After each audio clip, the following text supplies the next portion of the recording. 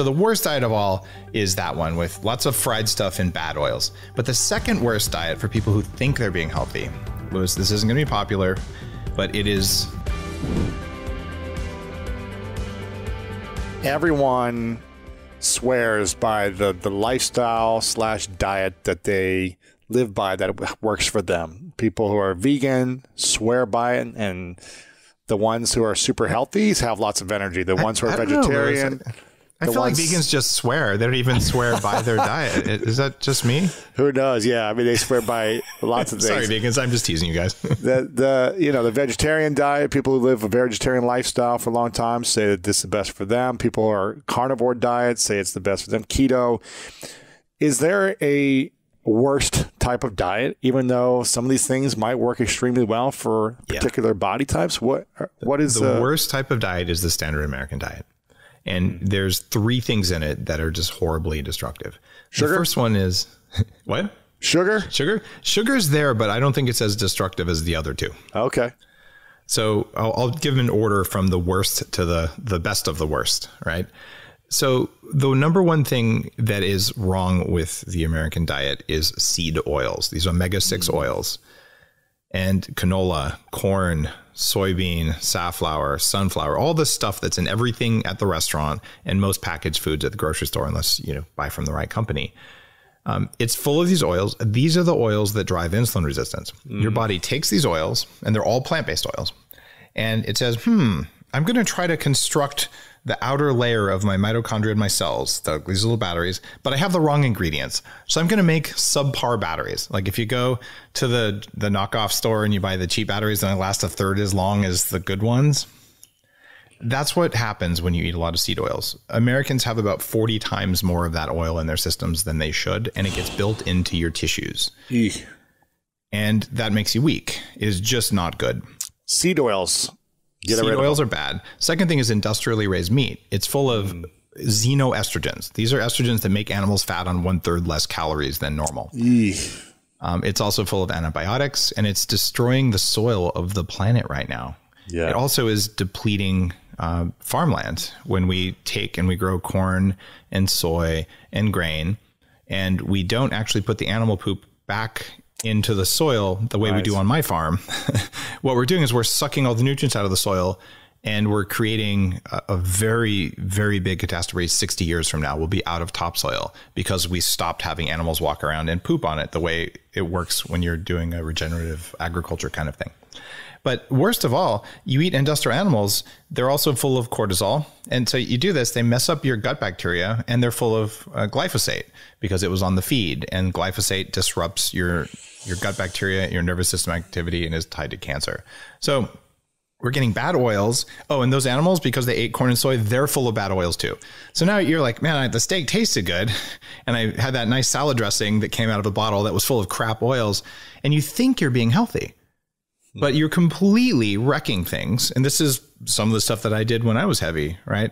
And then the third thing would be sugar, right? If you have a ton of sugar, it's directly harmful. If you do the stuff I'm talking about, you can probably have a few grams of sugar and you won't notice. Like your body can handle it just fine. So sugar is not good for you, and it is addictive, but it is way better to eat sugar than it is to eat corn oil. But don't eat either one. Don't eat either one, yeah. Have sugar every once in a while. Yeah. But don't eat oil and... Yeah. Like if someone said, here's a birthday cake, it's gluten-free, I don't do gluten. And they said, I made it with canola oil, I'd just be like, no. Right. But if they said I made it with sugar and butter, I'd be like, all right, I'm going to have some. And it's that big. The sugar, okay, your body can process that and it's gone. The other stuff, it sticks and it gets in there and you don't want to do it. So the worst diet of all is that one with lots of fried stuff and bad oils. But the second worst diet for people who think they're being healthy, Lewis, this isn't going to be popular, but it is the vegan diet. Why is that? There's 2 things. Okay. I was a devout raw vegan. Okay. I did this for more than a year. I mean, I have bowls as big as my head full of kale and blended and mashed and sprouted. And I mean, I'm good with rice and dates. Beans and everything. Yeah. Yeah. All that stuff. So what happens there is your body doesn't get the essential fats that it needs. We are not made out of plant oils. And I have in my books, I talk about the studies that show when you change the type of oil you eat, it changes what your body is made of. So when you go on a plant-based diet, you're getting 2 things. You're getting plant-based oils, which are not very compatible with you. Vegans will get mad at me and say, Dave, we can convert plant omega-3s to the good ones. Yes, it takes 45 grams of bad omega-3s to make 1 gram of the good ones if your body can do that, which it won't be able to do because you're on a plant-based diet.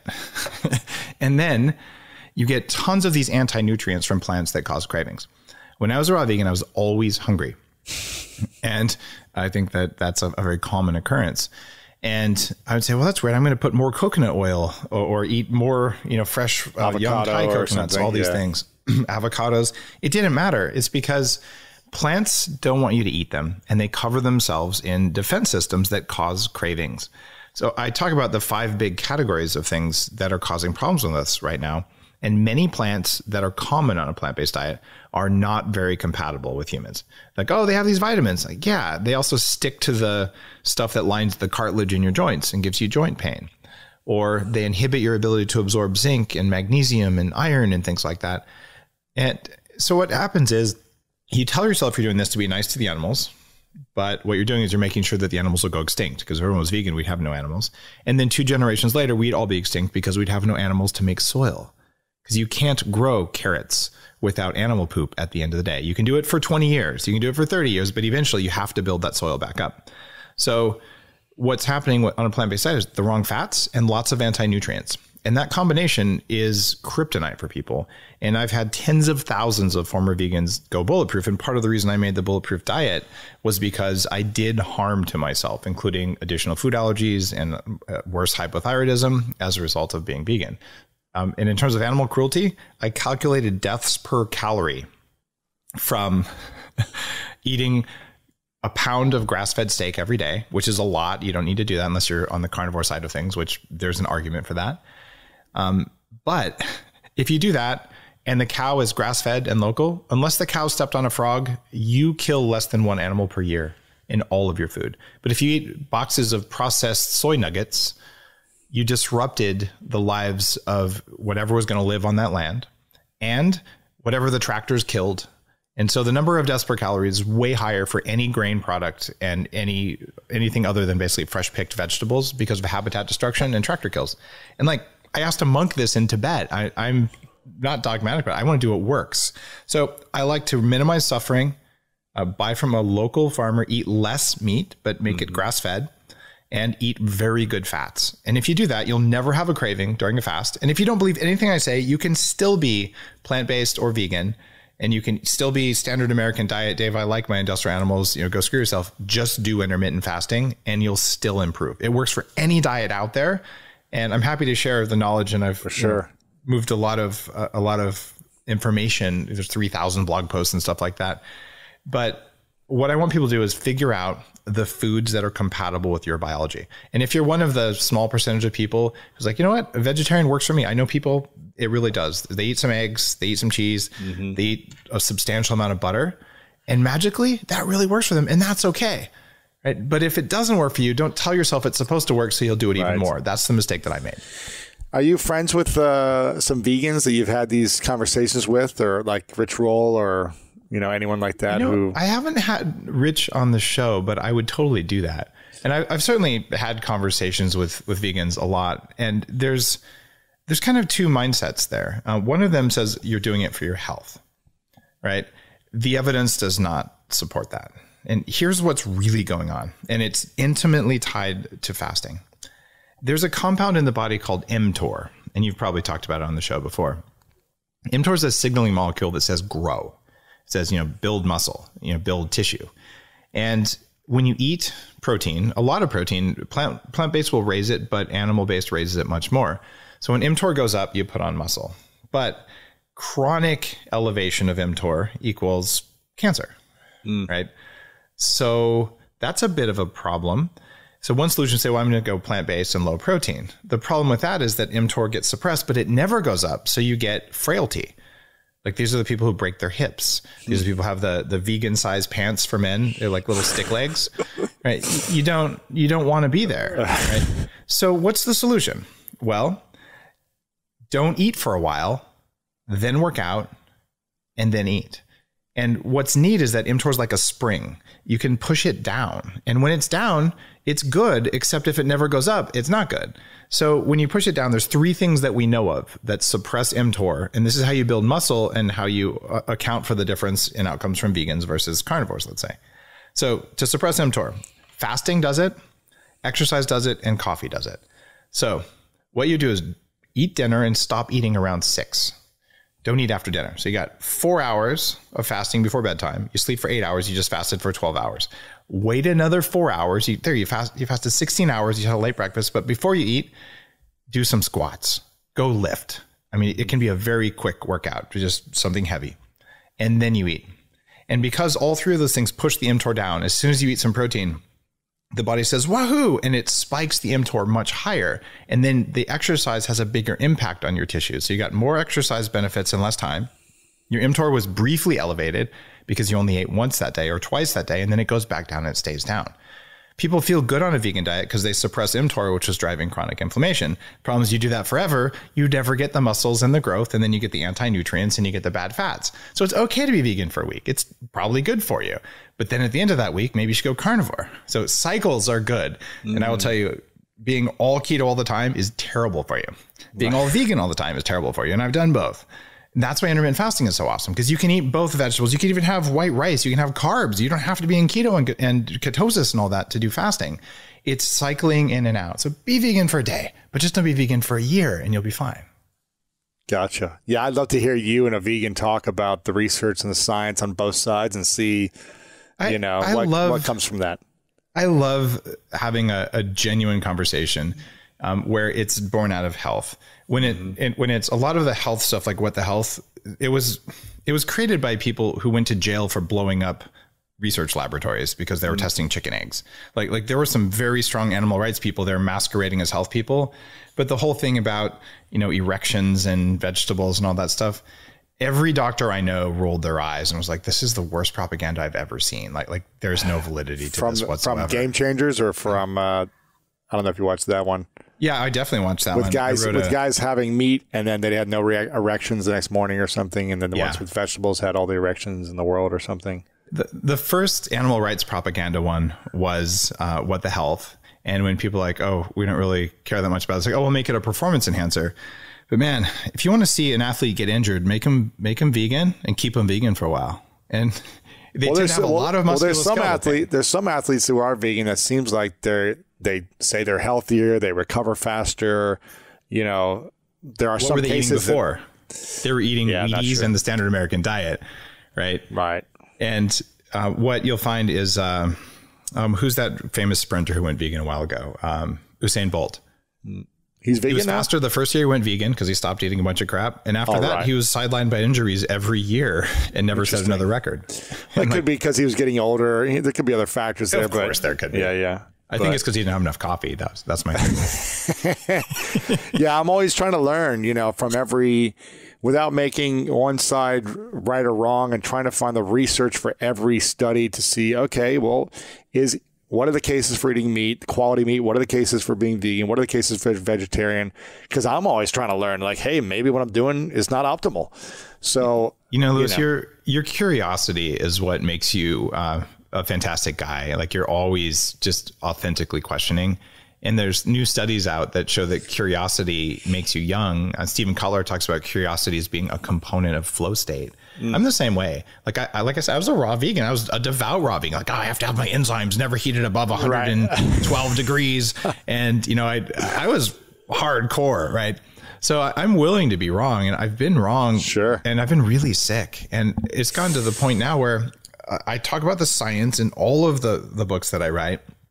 And I'm more convinced than I've ever been that no matter what we agree or don't agree on about what to eat, there's 2 things. One is, if you don't eat for a while every day, you're going to be better off. The second thing is that eat whatever doesn't make you hungrier after you finish eating, and you'll be better off. So if you are the rare vegan who's like, oh, I had a bowl of rice and beans and squishy whatevers, and I am vibing with energy and I'm not hungry for 4 hours afterwards, I haven't met one yet, but there might be one out there. But most of them are like snacking on kale chips constantly because they're ravenous all the time. So, but hey, I'm very happy to be proven wrong. I hear you there. And I'm, it's always learning, always exploring. What are you eating now? This week I'm eating for like cheesecake. The last month I was like doing mostly keto and experimenting with that. And it worked for a while until it didn't. Yes. And then now I was like, you know what? Let me try vegetarian plant-based for this week. And so I'm eating vegetarian plant-based. And vegetarian's different than vegan though, just to be clear. Yeah, it's true. Yeah. Well, I'm having a little bit of cheese, but yeah, so and a little eggs, but I'm trying to be more vegan, but I'm having some cheese and eggs, so I guess it's vegetarian. But so I'm trying that. I'm just trying to explore to see what are the foods make me feel good when I poop, to be honest.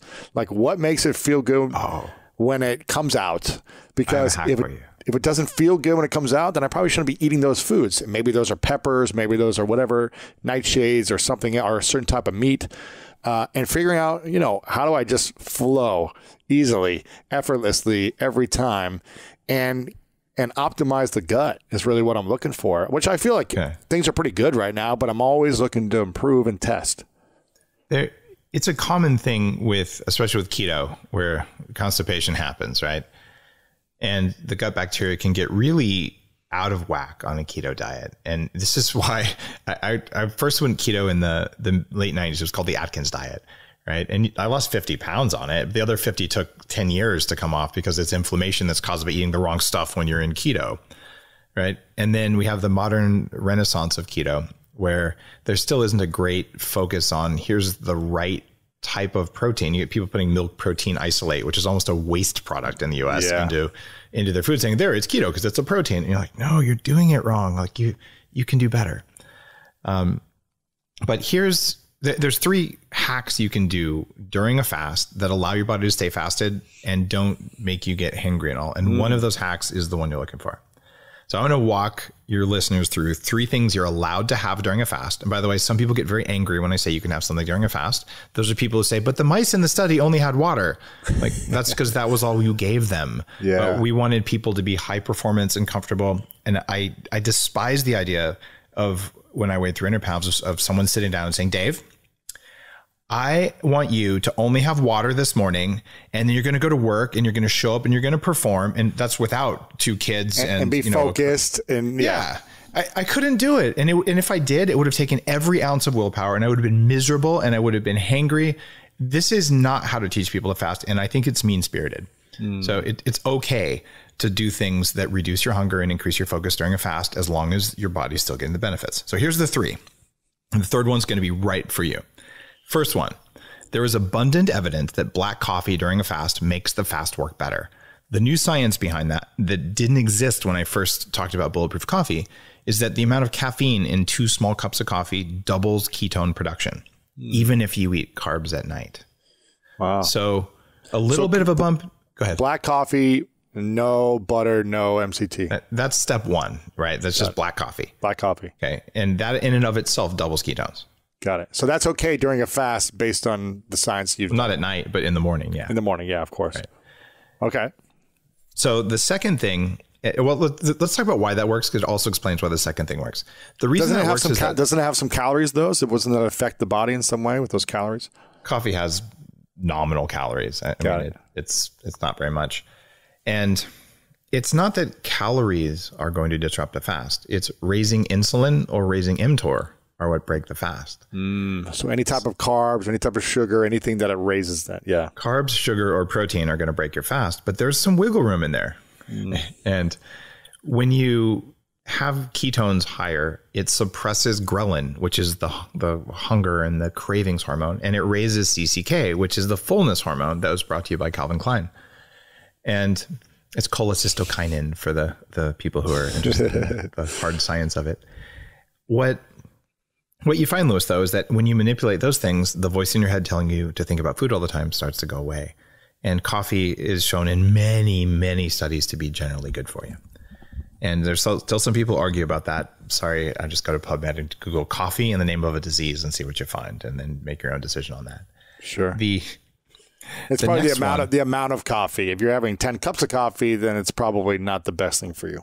The studies show that up to 5 cups a day increases longevity, and that Really? You get it slightly better up to 5 cups. Like, in other words, 4 is probably better than 3. 4 cups a day is it can be caffeinated or decaffeinated, but the studies all show up to 5 cups a day makes you live longer. Wow, that's interesting.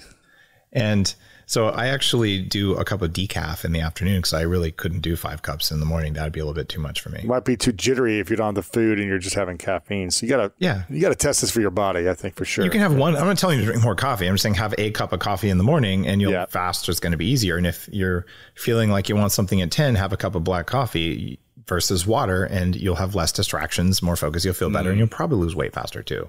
So this is like really easy. But someone's like, well, it's not water. You can't do it. Do you know what a hair shirt is? You ever heard of that? Hair shirt? Yeah. No. These monks many years ago used to weave shirts out of human hair, and they'd wear them because they were extra itchy, and they wanted to increase their suffering because suffering is a virtue. Okay. Those monks were reincarnated as people who only drink water when they're fasting in the middle of the workday. Okay. If you want to do a water fast for medical reasons on the weekend and rest and relax and reflect, that's called a spiritual fast, and there's benefits to that. Right. But to try and do that when you're like a mom and you have kids and work, it's not okay unless your body is really in tune for that. Unless you've slept 10 hours and you're recovered and you're ready for it. Yeah. Right. So there's our black coffee. The second hack is one, I'm well known for it. I'm not trying to sell more bulletproof coffee. And I will tell you, if you use that MCT oil I've been talking about for 10 years, I made MCT a thing. It really wasn't in the world of biohacking. If you do that and a little bit of grass-fed butter, it doesn't have to be 2 tablespoons. It can be just a small amount. It will give you a lot more ketones from the MCT. And something magic happens when you put butter in coffee. We did not know why this was the case, but when you blend butter in coffee, new research out of the University of Washington, I donated an unallocated grant to UW and said, could you please look at like water and fat and stuff?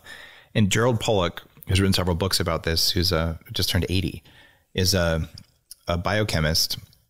And he said, look, when you put water next to droplets of butter fat, it forms a very thick exclusion zone. This is the way the body normally drink water. You put the water near your cell membranes, you heat the water, and it changes the water into the viscosity level of water that you need to make energy. But when you do it in a blender and then you drink it, just by having a little bit of fat in the water, your body can immediately put that water to work inside mitochondria without having to process it first. And that means you can more effectively burn fat or sugar. And this is why 15 minutes, like, oh, wow, I got ketones and I got this water I can use. And then poof, your brain wakes up. That's why you drink it in the morning and you feel the difference that you talked about earlier. So that's a good hack for fasting. But people say, well, wait, why? There's calories in there. Yes, but it doesn't raise insulin at all. And it doesn't raise Mtor at all. So you're still getting the benefits of the fast. And the third thing, this is going to be the magic one for you. No one's ever talked about this in the context of fasting that I'm aware of before. And it's prebiotic fiber. The recommended amount you should get is about 20 or 30 grams a day. Most people don't get it. Or if they do get it, they're eating tons of whole grains with all the anti-nutrients and irritants in them. So it's not good for you. So if you put a couple scoops of prebiotic fiber in water, coffee, or tea, it is carbs, except your body can't digest it. And it goes right into your gut bacteria. It feeds the good guys. You'll grow more species and more abundance in your gut bacteria. And they eat it. And in studies, they convert prebiotic fiber into short chain fatty acids called butyric acid that is pro-ketogenic. And there's dozens of studies that show soluble fiber suppresses hunger. And there's many more that show it makes you live longer. In fact, it's a core part of my anti-aging recommendation. Wow. So there you go. If so is this a powder? Is this a supplement? Flavorless powder. Flavorless and powder. Yes. What's it called? Prebiotic what? Fiber? Prebiotic fiber is what it's called. Got it. And the one I make for Bulletproof is called Inner Fuel. I'm not here to sell Inner Fuel. I'll tell you what's in it if you want to do that. Bulletproof Inner Fuel, though, it's all packaged up. I did all the research. There's 3 different kinds of fiber in there. They're all sap from trees. And these are specific things that feed the good guys. And they have 0 flavor. So you can put it in whatever and it's very neutral and it doesn't get all clumpy like a Metamucil or like gunky. You can't really tell it's in there. So I usually get about 40 to 60 grams of soluble fiber a day, which is way more than most people. And it's going to make sure that everything goes out pretty much no matter what you eat, the way you want it to. But most importantly, it suppresses hunger and it gives you good gut bacteria. So Lewis, I quadrupled the number of species of bacteria in my gut with the formula. And it's made out of acacia gum, larch arabinogalactin, and hydrolyzed guar gum. Try and spell all those. That's why you can Google the ingredients on Bulletproof Inner Fuel if you don't want to buy the stuff. But you can just Google for prebiotic fiber. And there's different companies who make different types of things. Try this, Lewis. You can put it in there. You're still fasting, as long as it doesn't have sugar and stuff in there, which some of them do. And that combination, there is no one on earth who can drink a bulletproof coffee with 20 or 30 grams of soluble fiber and then look at a donut and want to eat the donut. Like, your body's like, it's full, but can you do the fasting mechanism still works. Can you do the bulletproof and the powder in it, the fiber, and it's all in one and it tastes fine? It tastes just like a latte. Wow. And that's the trick. Some of the prebiotic fibers are very flavorful and not that good. These are very neutral. So I think you should try that. And now people are saying, Dave, that can't be a fast because there was something in there. Well, look at your insulin levels, look at your Mtor levels, look at the mechanistics of fasting. And what you realize is, wow, this taught me to be able to go without breakfast. This gave me enough power. And then maybe a month from now, you go, you know what? I'll try it without the fiber, or I'll try it without the butter or without the MCT. That's fine. But this is going to teach your body to be flexible. And you can do it forever. And maybe some days when you're feeling really strong, I'll just do black coffee. And other days, you know what? I'm a little hungry. Things are off. I'm just going to put everything in there, but I'm still going to get my fast. Yeah. Man, I want that kind of freedom for people. There's only 3 things you need to do to stay alive. If you're a cat, if you're a bacteria, or if you're a possum or a tree, it doesn't matter. It's always only 3 things. Run away from or kill scary things. And plants do that by making poisons or spines and things like that. And they can't run away because they're plants. Sorry. Right. And then let's see, you have to eat everything to make sure you don't starve to death. Right. So I've certainly done both of those behaviors. You eat all the donuts and oops. And then the third thing is have sex with everything that's left to make sure the species doesn't die out. Right. So reproduce. Yeah. Right. So Lewis, can you think of anything you've ever done you're ashamed of that didn't come from one of those 3 behaviors? I mean, I've been ashamed of a lot of things I've done, but those 3 behaviors. What was the first one again? It was run away from or kill things. Run away from or kill things. No, I mean, I was going to say getting angry at something, but that's in that category, That's what that is, right? Like lashing out or being reactive or being frustrated that I didn't get what I wanted or something.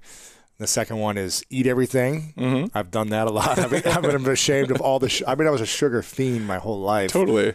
And, I cut out sugar for 45 days, the last 45 days, and what a transformation in my mind and my body and my health just by not having sugar. And then wanting to reproduce, yes, I've been there too. Yeah, so. Like, did I really go on that date? Exactly. Right? Yes. The thing is, we take responsibility for those things, and those are things we're responsible for, but they're not you. They're emergent behaviors that come from what bacteria want, because the bacteria are the puppet masters in our bodies. And when you realize that, you better take care of those little bastards because they have control over you in some way.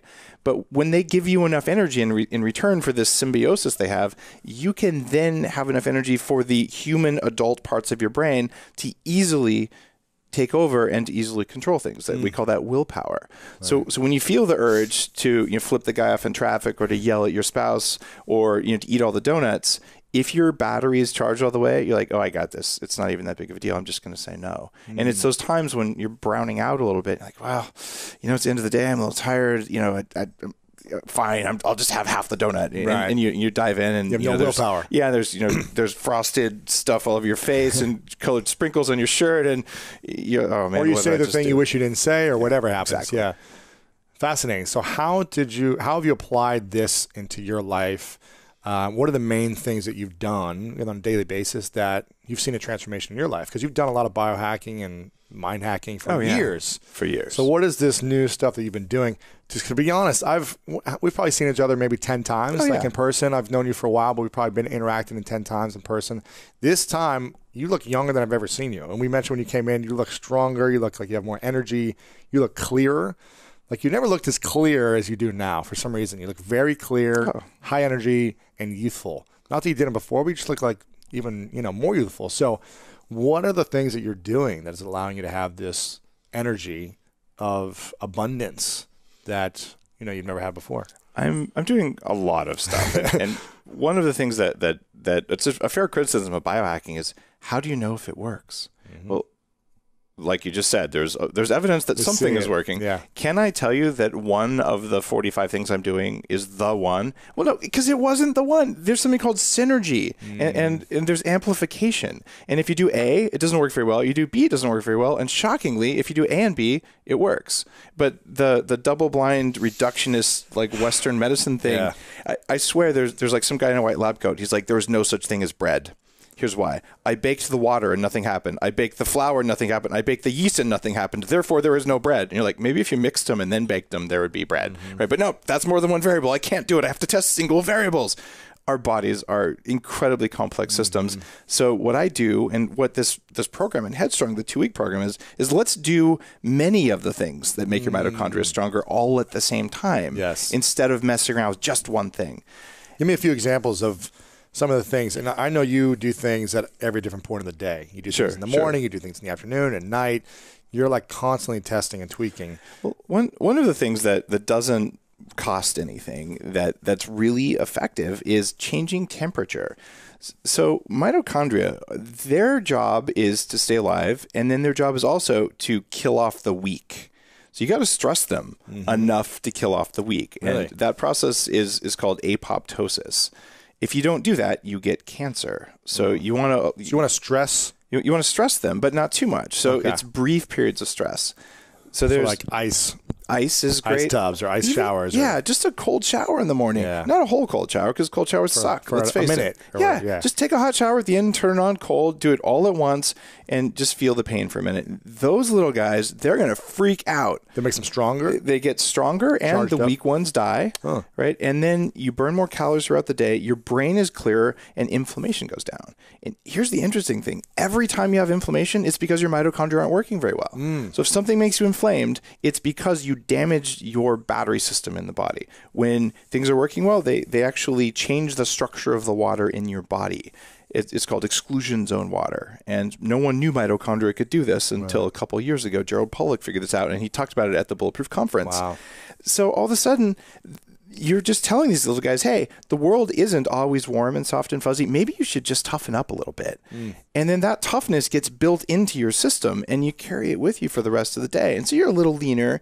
You're a little just more on point, and it cost you nothing. In fact, you saved a quarter-cent on heating hot water for that last 1 minute. Like it was just a change in habit. Right. Another thing is exercise. So I looked at all the research on mitochondria and exercise, like what's going to make them stronger, what's not going to make them stronger. There's a set of studies that show if you go for a walk for 20 minutes a day, that increases mitochondrial function. That's it. That's it. 20 minutes. Now, that's one set of studies. You can go for longer, but if you go for too long, you actually can stress them out, which isn't a good thing. So, if you're going to every day go for, a 2-hour run without recovery, it's the lack of recovery that really messes up your energy system. Right. So you see a lot of people who are type A entrepreneurs like you or me, where, we like to go all night. Yeah. And they're like, and on top of that, I'm going to run the Kona Ironman, and I'm going to do it without sleep just because I could, right? So you push like that, and I've certainly done that, in my early career in tech, the company that held Google's first servers and things like that.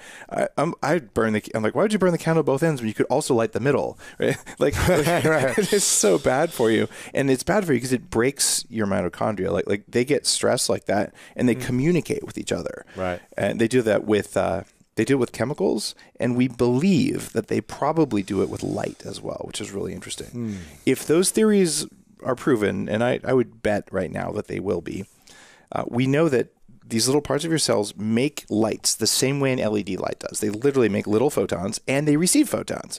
So a set of scientists are proposing that that's how mitochondria talk, which is why if you're beating up your muscles all the time, you're going to be tired in your head, because the whole system of these bacteria that are interacting, and they're not bacteria anymore, they're part of our cells. They're called organelles, but they still have that little bit of bacterial behavior that's built in and that allows us to be who we are and what we are. So it's fascinating. And go ahead. Sorry. The other exercise, just so so people listening, I don't leave them going, I just have to go for a walk. Once or maybe twice a week, but certainly once a week, you need to kick your ass. And there's two ways to do it. And these are actually both in the Bulletproof Diet too, because we knew they worked, but we didn't understand the mitochondrial part of that back then. One is intermittent sprinting. Just basically sprint for 60 seconds. And there's a neat trick in Headstrong that's not in the first book. And I got this from John Gray. The Men Are From Mars? Yeah. Yeah, okay. That guy, he is a crazy biohacker. You would not know this from reading his books about relationships. No, he goes deep. So we got to be friends. And he's like, Dave, after you sprint, instead of walking, lay on your back. Just lay down, like the way you'll see in a CrossFit gym, people just kill themselves and lay down. Yeah, there's a reason they're doing that. They're not doing it because they know the reason. They're doing it because they felt the urge, and that was their instinct. Breathe. Whenever I would do CrossFit and lay down, it's because I couldn't breathe, and I was just like, well, that's the body's natural response. So if you want to increase the height and the trough, which is what you're doing, you're telling these guys, you better be ready to just like bring it all at once. You're training the battery in your body to totally have a high voltage and then stop. So you should stop and go on your back. You shouldn't keep walking. Yeah, at least sit down, better yet lay down for a minute, and then get up and sprint again, and then lay down. And this is what animals will do, right? That's true. And it's amazing what a difference that is. So that's one way you kick your ass. The other way is lift heavy things for 15 minutes or less and don't stop. Keep the muscles engaged the entire time. Don't stop at the top. Don't stop at the bottom. As heavy as you can, and you'll... While stretching and warming up properly. Why would you do that?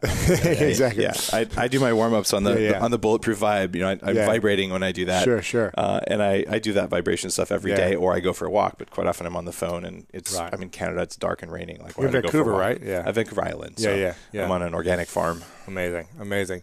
Yeah. So I mean, it's funny because I've always in track and field when I ran track, they would always tell you to like keep walking after you're done with the sprints. So it's interesting. And why is it? What's the science behind laying on your back or stopping? It has to do with heart rate variability and cardiac recovery, and getting the system to go from sprint to calm as fast as possible. That's what you're trying to get it to do. It's just to increase the recovery after the sprint, so that you can do another sprint, another set. And it's we're talking do this for 10 minutes, 15 minutes. It looks a little funny if you just collapse. People call ambulances off it. And you only work out once or twice a week, right? Like a heavy thing. Otherwise, you're walking. And that's it, right? That's about it. Yeah, I'll go to yoga class when I get a chance. Yeah, like I appreciate yoga more for the stretching and all. But I'm doing all right from a 44-year-old. You know, I'm 44. You're headstrong. Yeah, I'm headstrong. There you go. Muscle strong. I still have like stretch marks. I mean, I weighed, for people who don't know, I used to weigh 300 pounds. That's crazy. Like I was obese until my mid 30s. Wow. You could carry it okay as a 6'4" guy. Yeah, a little bit better. I couldn't quite see my feet, but oh man, you know, I remember the first time I saw my ribs. I'm like, oh my god, like wow. And for years, walking down the hallway, I would like turn sideways to make space for people because I was just used to having this bulk that I don't have anymore. How's it feel? It feels now natural, but for a while it was pretty strange. And I put on about 19 pounds in a month last month. It's crazy. I was actually doing something that's not in the book, but if you order do the orderheadstrong.com, I'll tell you how I did it. Right. But I wanted to increase my mitochondria by 50%. Like this is a major battery systems upgrade. Wow. And I used a research chemical called a SARM in order to do that. And I wasn't trying to put on muscles. Like I'm happy. You're not training heavy weights all the time. Yeah. No, and I don't want to look like a bodybuilder. I very much appreciate bodybuilders. I'm also looking to live to 180, and carrying too much muscle mass is hard. It's not necessarily. It's not where I want to go. But so I had to buy a new suit, and like half my shirts don't fit. I'm like, God, I was okay the way I was before, but it kind of feels good to have a little bit of extra muscle. You're strong, man. I'm feeling good. That's great, man. And 20% increase in strength across the board on the ARX. I have this when I do lifting, I'm fighting a winch with a computer, so I have like a strain gauge.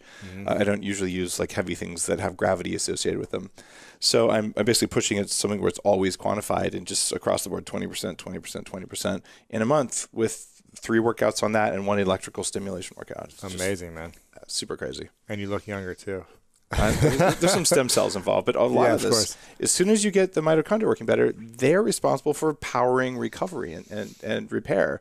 So what happens, you do this to make your brain work better. You feel it in your brain first, but then it goes throughout the body. And because you've known me for a while, I am getting younger. You are, man. I'm not. It's crazy.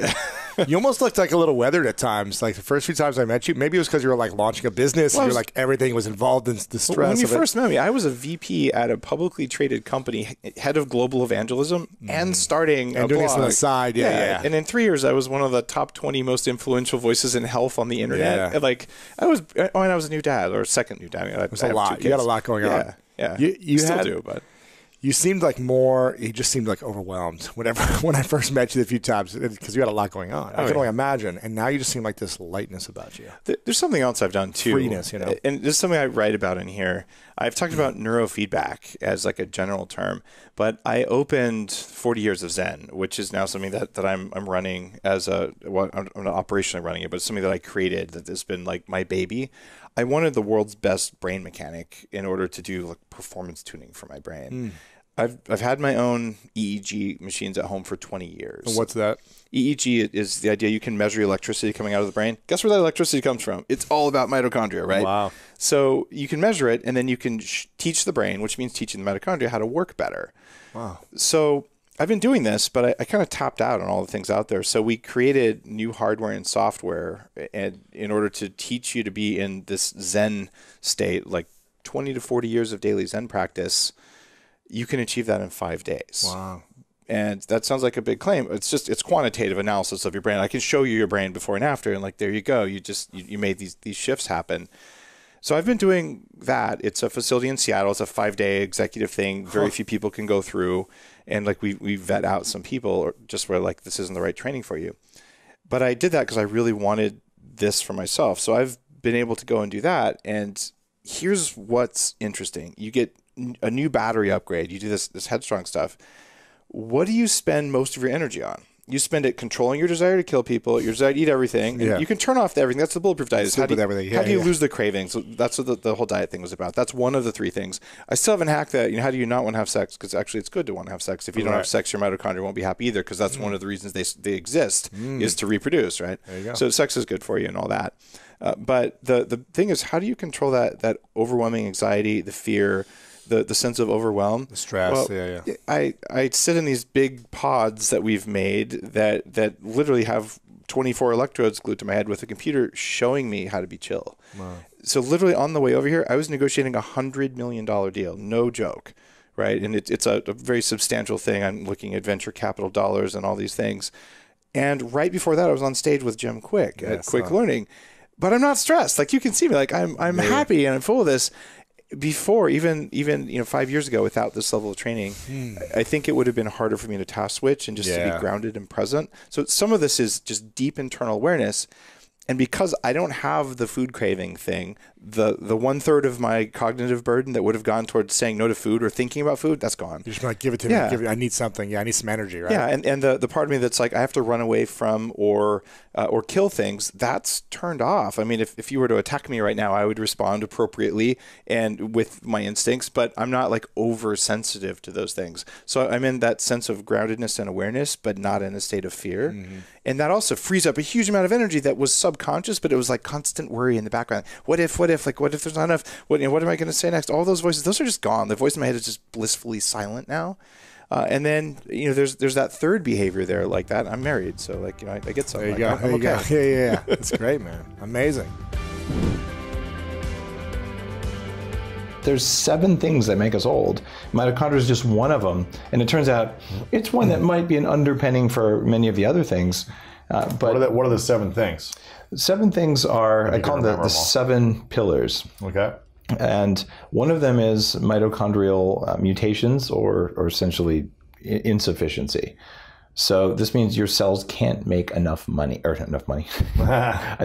for you to make enough money. So what really happens there is, I wanted to make enough energy to repair a cell. I couldn't make enough energy with the food you gave me or with the state of the cell. So I didn't repair the cell. And then bad things happen. And then you get old. Yeah. And so if that's one, I want to make sure I don't repeat myself when I'm pulling these from my head. Yep. So mitochondria is the first one. The next one is something that I call cellular straitjackets. And it's fascinating that everyone's heard of beta amyloid plaque because, we have Alzheimer's disease. Everyone has amyloid. But what you don't know is amyloid forms throughout your body in all of your proteins. And it's basically cross-linked proteins that are inflexible.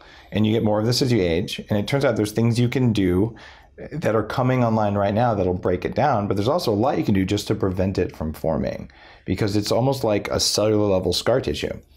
So you've taken plenty of hits, as an athlete, right? So you know what scar tissue in an elbow or a knee or hip or something does. Imagine each cell, every time it gets inflamed, it just wants to get a little bit more scar tissue. This is happening. If you're going to live to at least 180 like I am, you might want it to happen a little bit less. Otherwise, I'm going to be walking around pretty stiff when I'm old, and I don't really want that. Okay. So how do we eliminate that? Well, that one, I mean, we can go through in detail on each of these things. That one, it turns out what you eat really matters, because if you eat stuff that makes you inflamed, or if you have an autoimmune condition, or if you have environmental allergies and you don't deal with them, that constant chronic low levels of inflammation, that's what does that. That builds up, Yeah, so you're talking 20, 30 years after this stuff starts, and all of a sudden just bad stuff is going on in your body. You don't know why. And literally the cells can't move the way they're supposed to move. And what's going on there is you eat fried stuff on a regular basis. You eat those grains, the whole grains you still think are healthy, even though they are shown to cause inflammation in all humans. Sorry. I wish it wasn't that way, because I like a croissant like the rest of us. I love croissants. But they're just not good for us. Yeah. And some people are more sensitive than others. Yeah. And for me, there's something called the Nightshade Family. And I wrote about this in the Bulletproof Diet, by the way. I saw it right there. Yeah. Thank you. Yeah. Dr. Gundry talks about nightshades. Yeah. So I that was one of the 4 categories of plant toxins that might be a problem for you in the Bulletproof Diet. And Dr. Gundry, who's a good friend, focuses on those very heavily. And there's other stuff that comes in plants like heavy metals. It's a major cause of aging. There's a whole chapter on heavy metals. Wow. Did you know kale is the #1 source of thallium in our diet? Thallium is called the poisoner's poison. So we shouldn't be having kale? No, kale's gross. Have you eaten it lately? Oh my gosh. Yeah, but they put it with saute with butter and some garlic, it's like... You have to torture kale to make it taste good. So no kale. I don't know that no kale is necessary, but... I thought leafy greens was the thing. Leafy greens, some of them, but there's a difference between lettuce and kale, a very big difference.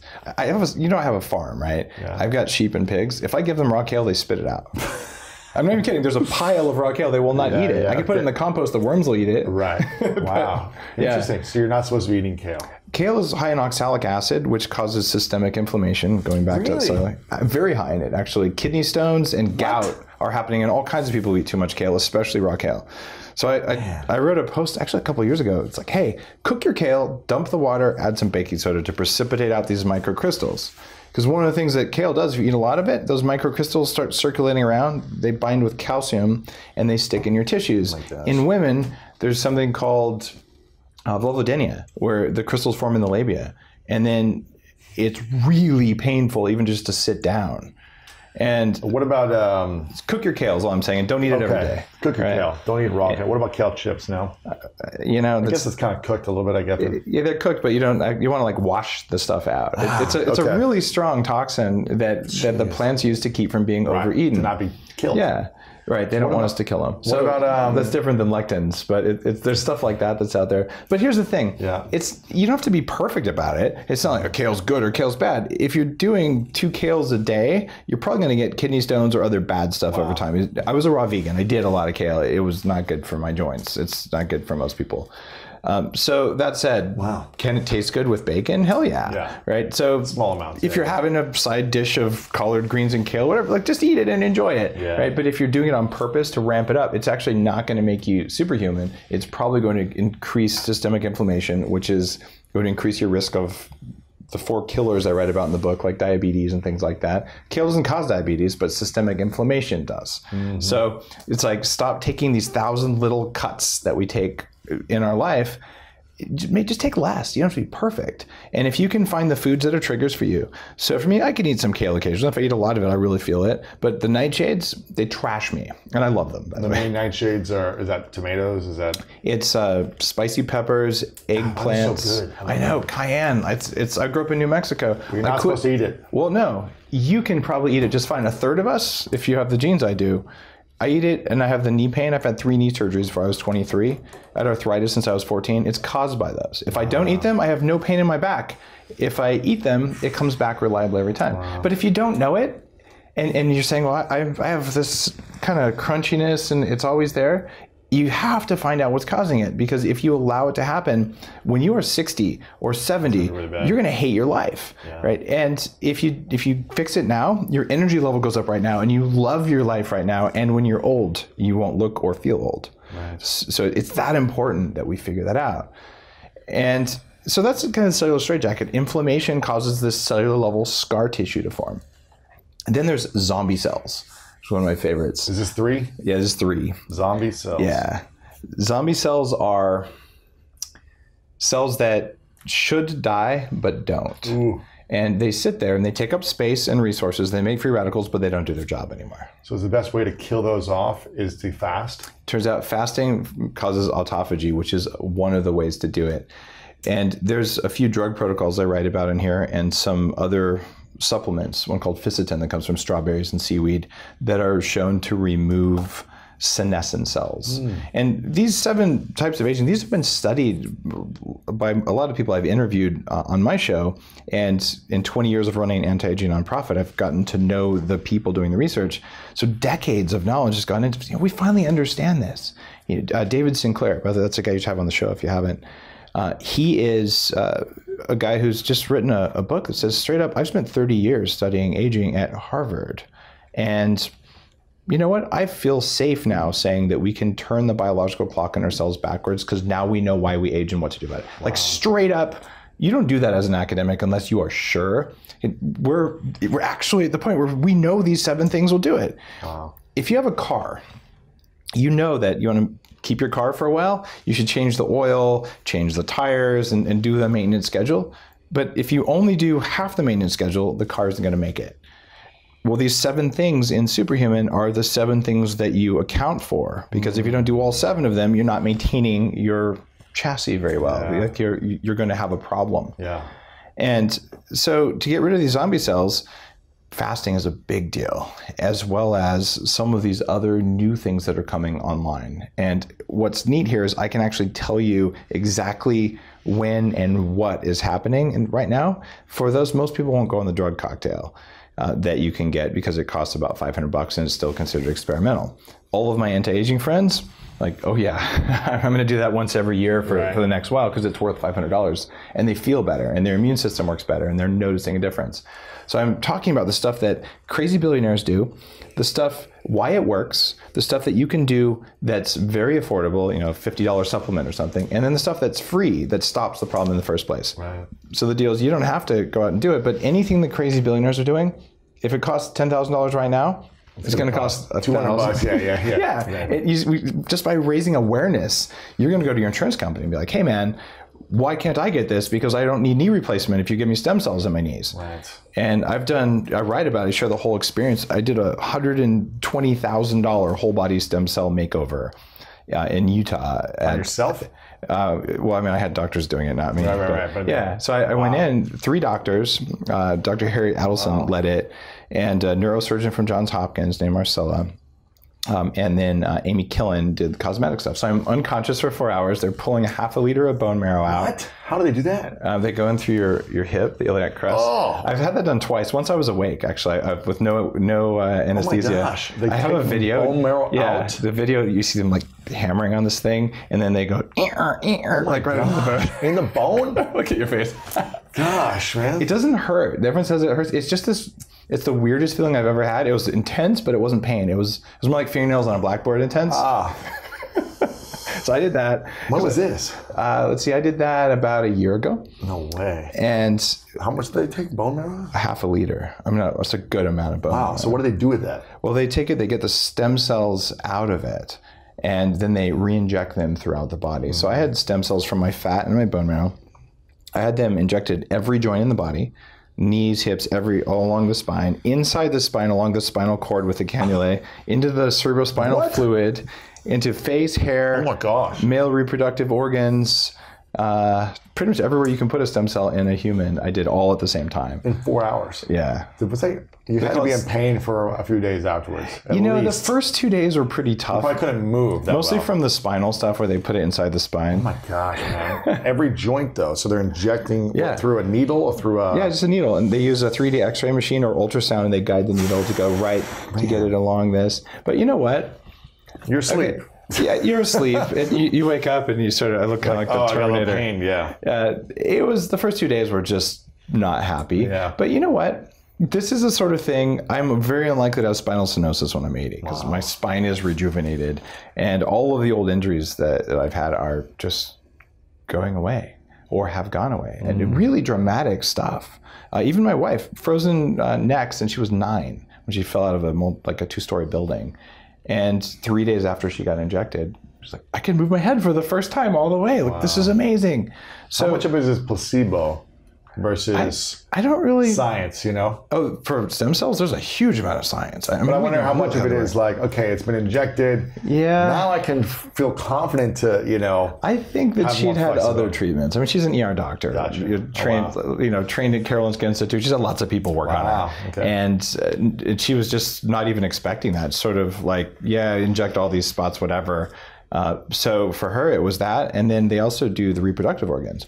We've had a couple kids, right? And she's 50. And so both of us had our reproductive organs done. And she was just completely floored, like massive changes. So you could say, okay, Dave, that's a ridiculous. You could buy a Tesla for that. Here's the deal. Number one, so I'm a guinea pig. So we worked a deal, and exactly. And two, and I have other friends who've gone through the full treatment. Cause I'm really serious about living a long time, but it shouldn't cost that much. Yeah. Like, it will be $12,000 in a little while. It's coming down fast.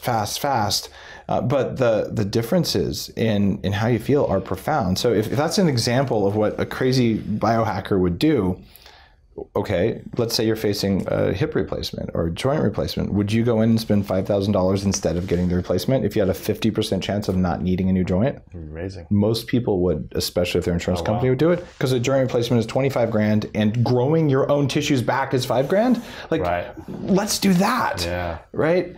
And so a lot of Superhuman, I'm going to talk about that kind of stuff, saying maybe you should know it exists, but there's so many things that are free and cheap that can regenerate something. Like, let's talk about knees.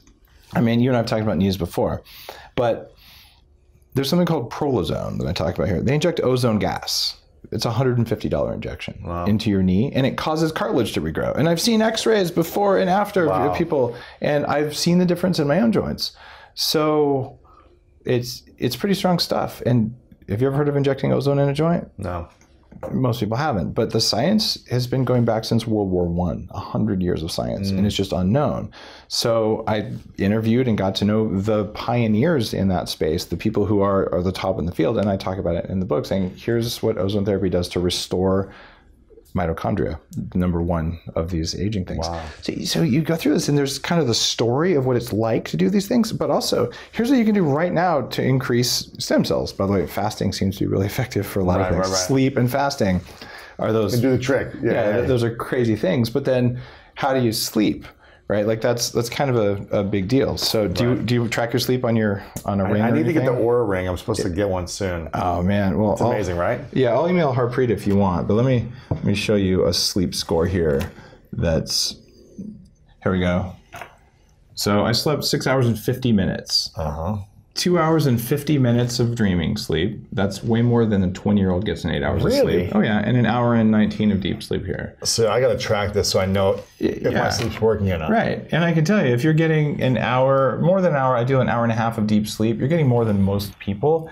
And over time, as you age, there's a decline in REM and deep sleep. Those will keep you young.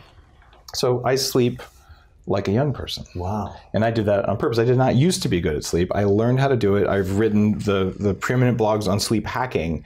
And when people talk about blue blocking glasses, they're not enough. I started a company called TrueDark that does actually patented glasses for sleep that are more than blue blocking. And you wear those right before bed. And I don't get jet lag when I use them. And like all these crazy things, because now we know the science that we didn't know 10 years ago. So our ability to sleep like young people has changed, and that will reduce your risk of the things that are most likely to kill you, as well as make you younger. Better sleep. Yeah.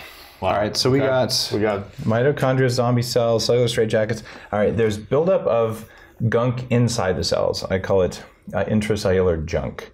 Okay. And our cells have these things called lysosomes, and their job is to take broken down parts of the cell or parts of food metabolism and digest them and use them. So it's sort of like a furnace that burns waste or burns garbage. So if you went to the dump, there's an incinerator. But what if you put stuff in the incinerator that wouldn't burn? Eventually it gets full and you can't use the incinerator because there's no more space to put stuff in. Well, that's happening in your cells right now.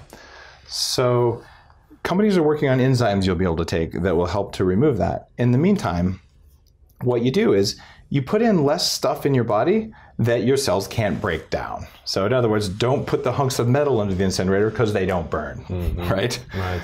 So to solve this problem right now, the easiest thing to do is don't eat a lot of sugar, because sugar helps to create something called advanced glycation end products, or AGE, and don't eat burned meat. Or burned vegetables for that matter. In the Bulletproof Diet, I wrote about the dangers of eating advanced glycation end products. And the problem is there was only 2 studies. But we know that they form anytime you eat sugar, the sugar goes into if you spike your blood sugar level, it goes in and it browns your tissues the way onions get caramelized. That's advanced glycation end products. You can make that creme brulee or that's crusty meat. I don't know why they taste good, because they're really bad for you, but yeah, they taste good. So if you don't eat those burnt things. Yeah, just go to the restaurant and say, could you not blacken my steak? Right? And you just don't want to eat that blackened or super burned stuff. And if occasionally you have a caramelized, crunchy crust on your steak, great. Make it brown, not black, right? Like, you don't have to be perfect. But when you do that, when you eat those things, now we know they go in and they just stick right in the lysosome. And now your cells can't burn all the other bits of protein. So you end up getting, eventually, zombie cells because of that. So let's put less stuff in there that's harmful. So don't spike your blood sugar levels. Don't eat burned food. Right. Okay. Big difference. Okay. Got it. Then there's accumulation of stuff outside the cells, right? And this is another different set of problems. And it's amazing that sometimes fasting makes a really big difference for this. Does everything, huh? It does, but you can also bind toxins by taking things that bind toxins. You have these heavy metals that are inside the cells and outside the cells. As any animal ages, things that bioaccumulate get worse and worse. So I like to go fishing, and so I'll go up to Alaska with friends once a year. And if you catch a 100-pound halibut, you throw it back. And the reason you do that is this fish is probably 100 years old, and it's probably going to lay a lot of eggs, which is good. You should let them reproduce. But even if you wanted to eat it, that fish has 100 years of eating other fish. And it is full of mercury and nickel and cadmium and all the things that will mess up your cellular metabolism, give you gray hair. There's a whole chapter here on like gray hair and hair loss and stuff like that, and wrinkles and skin. But the real issue here is you and me are the same way. So if you eat food, you need to eat clean food, and you want to actually go through and remove the toxins as you go. Otherwise, when you're 100 years old, you will have 100 years of toxin buildup of these things that don't naturally leave the body. So in Superhuman, I take this fiber supplement, take activated charcoal, and do these things that allow the body to just naturally eliminate these things. Otherwise, they will go in and they'll be in your liver, they'll be in your brain, they'll be in your skeleton, and they'll be in your nervous system. And over time, all of the diseases of aging are associated with metal buildup in those things. So that's an example of a toxin that could be outside of cells. One of the other 7 pillars of aging is the telomerase. Number 5? I think this is number 5. The telomerase, the ones we had toxins inside the cells and outside the cells, like the buildups. You have intracellular, you have extracellular is number 5. Okay. Extracellular? Extracellular. So inside and outside the cells. Yeah. And then, let's see, number 6 would be telomerase. And these are the ends of the gene, or the ends of the DNA? What is it? They're different than the ends of the DNA. It's essentially, imagine it like a wick. If you have a cell, every time it divides, you subtract 1 unit from the wick, and that's called the Hayflick limit. So it's normally about 37. So if you have normal telomeres, you can copy a cell 37 times, and then it won't do anything. And at that point, you get zombie cells. So what you want to do then is figure out a way, how do I add more pieces onto that wick?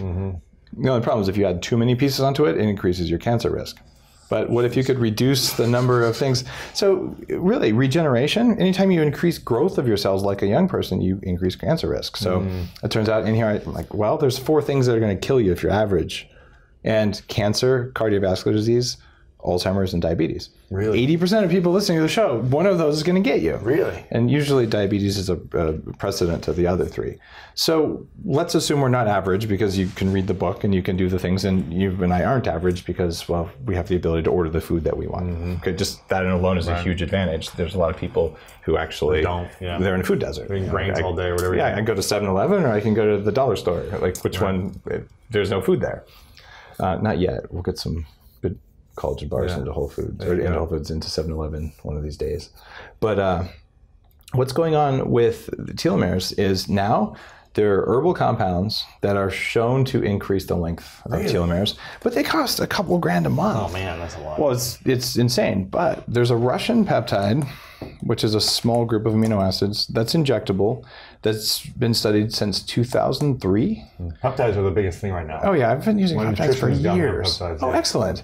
Oral or injectable? Injectable. Okay, that's let's talk about that. There's a chapter. Oral better or what? Is it? Depends on what they are, but injectable is good. There's a whole chapter on SARMs and peptides in here as well. Okay. Because, and this is the cutting edge stuff. I love that the nutritionist is doing that because licensed nutritionists and doctors, it's a gray zone for them. And they should be completely free to help people use them. But because they're not pharmaceuticals, They're not a drug. yeah, they're not a drug, but it's injectable. So there's like weird regulatory zones. He was saying this is like what every doctor is talking about at all the conferences and all the research is like now coming out as, you know, healthy and natural and fine. I've been on it for 10 years. Wow. Right. And it's crazy what happens because this one in 2003, of course, I'm an anti-aging guy. So, you know, you hear about it, you say, all right, I'll try it.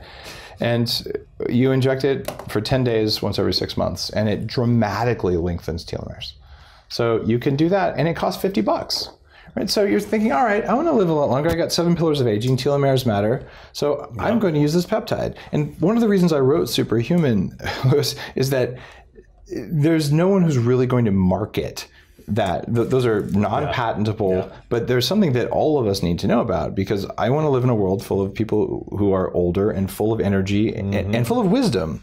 Because when I was 26, the reason I know all this stuff, I magically made my way to an anti-aging nonprofit group, and I was learning from people 2 times and almost 3 times my age. One of my really good friends, Mike, there was in his mid-80s, and he's on our board of directors. And the first night I meet him, we're out till 11:30 at night talking about all this stuff. I'm like, this guy has as much energy as I do, and he's like way older than I am. Like, how did he do this?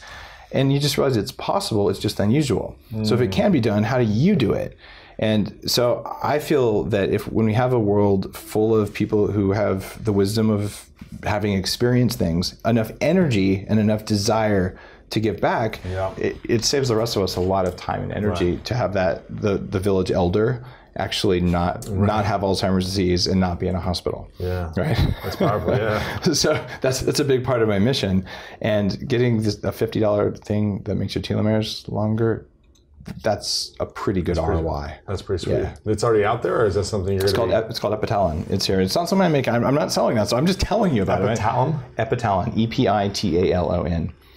And I forget which chapter it's in, but I describe it. And if you ask your nutritionist, they'll probably know about it. Okay, cool. And there's things that speed healing, something called BPC 157. You've probably tried that one. It's one of the injectable ones. It works. And there's other ones, something called TB 500. And you go into this and you're saying, wait, but all of these are under $100 and all of them have really strong effects. So if you're dealing with something like, oh, I have an injury or this hurts or I'm looking at this aspect of aging and I don't want to deal with that or my brain isn't working. My brain wasn't working. I had arthritis. I was fat. I was at high risk of stroke and heart attack. I had pretty much the diseases of aging before I was 30. And it sucked. And like, I'm not going back. Yeah. So now you've got me asking myself, what is number 7? I know what number 7 is here to make sure my memory still works. Number 7 is loss of tissue. Okay. And as we get old, you imagine that real thin skin? Yeah. So I actually talk about the rate of collagen loss and then what you can do about that. And if you are going to live for 100, 150 years, it's almost like having an investment in a bank account that compounds. So if you're saying, oh, I'm just going to take aging the way it normally comes, you're going to have really thin skin when you're old. Or you could... You've got a loss of collagen, huh? Yeah. It's not just collagen, but in that case, it's an example of collagen. Yeah. So yes. Fat, it's collagen, it's whatever, And there are a combination of exposure to light. There's things like red light therapy or just getting some sunshine. Not too much sunshine, but not no sunshine either. people have lost 1 million pounds using intermittent fasting and bulletproof coffee and the other principles in that. And it stood the test of time, but I've learned a lot. And what you find is that there is not an answer for the general population, because women are not just smaller men with less muscles. And so it varies. It also changes on time of life. And the most important thing, and the thing that motivated me to write Fast This Way, is that it's not the same every day. So I was on a big TV show in London that required me to be awake at 2:30 a.m. and fully alert with bright lights on and, being in a studio. That next morning was not the time to intermittent fast, because I already had enough circadian stress. And so the deal is, what's the right fast for you today? And to give yourself permission to do it differently. And because you're a pro athlete, or you were, on a day when you don't have it and you say, I'm going to go lift heavy anyway, what would happen to you? You might hurt yourself. You might strain something. You might not have the energy to do the full thing. Right. And then, you might regret it. You might pull a muscle. Who knows? Exactly. And fasting is the same kind of a thing, where you're saying, okay, what did my Oura ring tell me this morning about my readiness score? So, okay, if I'm ready to go and I'm totally full of it, maybe today is 1 meal a day. And maybe you're going to wake up and say, on most days, I just do a 14 or a 16-hour fast because that's what works really well for me. And I usually do a 16 or an 18-hour fast. Today, it's around 2 o'clock, I had my first meal. And before that, I just had some black bulletproof coffee without even the butter and MCT, because I didn't have time to put it in there because I was busy. And my metabolism can handle that. But when I weighed 300 pounds, if I would have tried that, I would have been hangry and hypoglycemic, and I would not have shown up the way that I expect myself to show up. So it's that kindness to yourself that says, you know what? Today I'm going to do this. And if it's just not working, it's okay to say I only fasted for 12 hours, which is the minimum fast that really does anything. Most people do 12 hours and don't even know it. So am I hearing you say that, just because you say you want to intermittent fast for 2 weeks or for a month, that you shouldn't push the fasting if you went to bed at 2 a.m. for some reason, if you haven't recovered from your workouts, if you're exhausted and you're moody, that maybe you should eat breakfast, or you should have a smoothie, or do something to give you more energy and calories in the morning, as opposed to just, well, I'm supposed to fast because it's going to make me live longer and kill off these dead cells or whatever. But it may be more harm if you actually don't listen to your body. Is that what I'm hearing you say? That is exactly right. Fasting is like exercise, and you don't want to overdo it. You don't want to underdo it. And what we fall into as just being humans is what I call the fasting trap. And before that, there was the keto trap. And before that, when I was a raw vegan, it was the vegan trap. And the trap goes like this. And I may be more guilty of this than most people when I look back on my life. Hey, this is good. I'll just do more of it. Right. And that isn't the thing. The right amount is good. And many things in life have a U-shape response curve, or an inverted U. So what that means is if you just do a little bit, nothing happens. You do the right amount, you get tons of benefits. And if you do too much, the benefits go back down. And fasting is a stressor on the body, but it's a good stressor unless you already have enough stress. So look, if your girlfriend broke up with you last night, maybe a 24-hour fast today is just really not the thing to do. But maybe wallowing in a bucket of ice cream isn't the right thing to do either. And there's something in the middle there. And so when people say, how should I fast every day? I can tell you, for women, the recommendations, there's a whole chapter just on the studies for women in the book, because there are fewer of them. It turns out the minimum effective dose is 3 fasts a week, like a Monday, Wednesday, Friday. If you can do 14 or 16 hours, you'll get some benefits. And you get used to that and you say, you know what? Maybe I'm going to do it 5 days a week. But I tell everyone, even, and this will make some people mad, like, have breakfast Saturday or Sunday. Don't have, crazy, ridiculous, IHOP. But if you want to have some gluten-free pancakes, even, it's fine, because if you have a flexible metabolism, you should be able to handle it. And you want your body to know that it is in a land of plenty. You don't eat all the time, but that there's always enough food. And if you push your fasts too much, too often, you get an epigenetic, an environmental signal that says, hey, there's kind of a little bit of a famine going on here.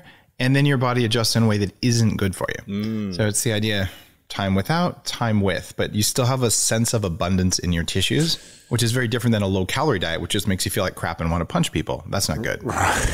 So it's taking it in cycles. I'm going to do this for 2 weeks, 4 weeks. but it's not going to be years consistently fasting because that may not be as useful to your body long term.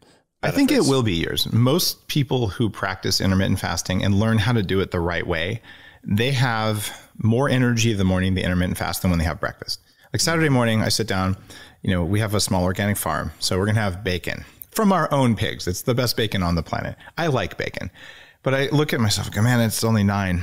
I really don't want to eat anything right now because I know that I actually have more energy if I don't eat, but I'm going to because I'm doing it for a social thing. This is family time, right? And I also know that I'm teaching my body, you should be able to handle this, right? And I do. But there's times when I look at it, I'm just not hungry, even though this is a time when most people say I'd be ravenous. And it's that freedom from the voice in your head that says, if I don't eat lunch, I'm going to starve. That's the reason people do this for long term. Yeah. In fact, one of the studies in Fast This Way talks about how the average person spends 15% of their thoughts about what their next meal is. I'm like, maybe we could have that 15% back and do something better with it. Yeah, it's more about optimizing your life and not obsessing over the brain thinking about what am I going to eat, or watching media that's saying eat this fast food, and you're constantly saying, well, what's next, as opposed to allowing your brain and your gut to rest for a little bit.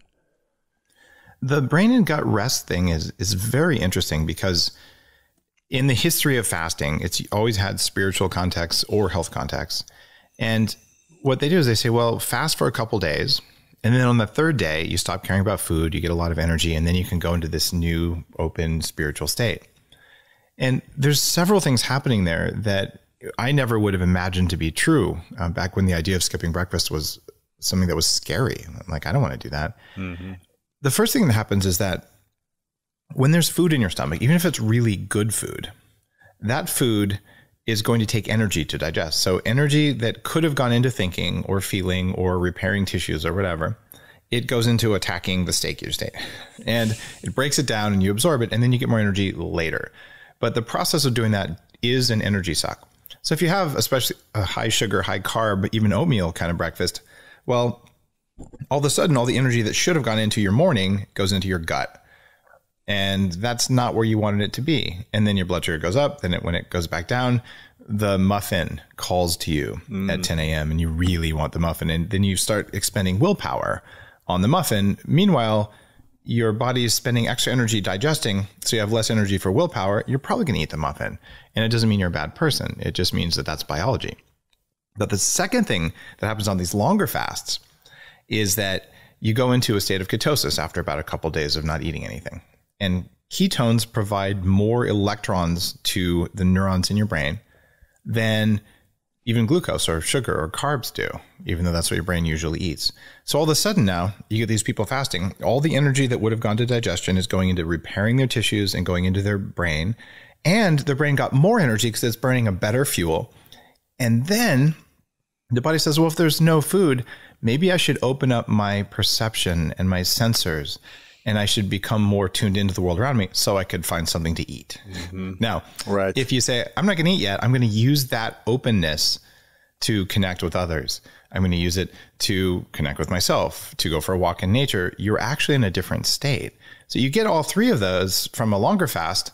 But the hack that I now have 10 years of experience with is that when you use Mct oil during a fast, I have very good evidence you stay fasted, but you get the ketones that would have been present after a 3-day fast. And this is why people will say, okay, I'm going to do the bulletproof coffee thing in the morning, which I'm well known for.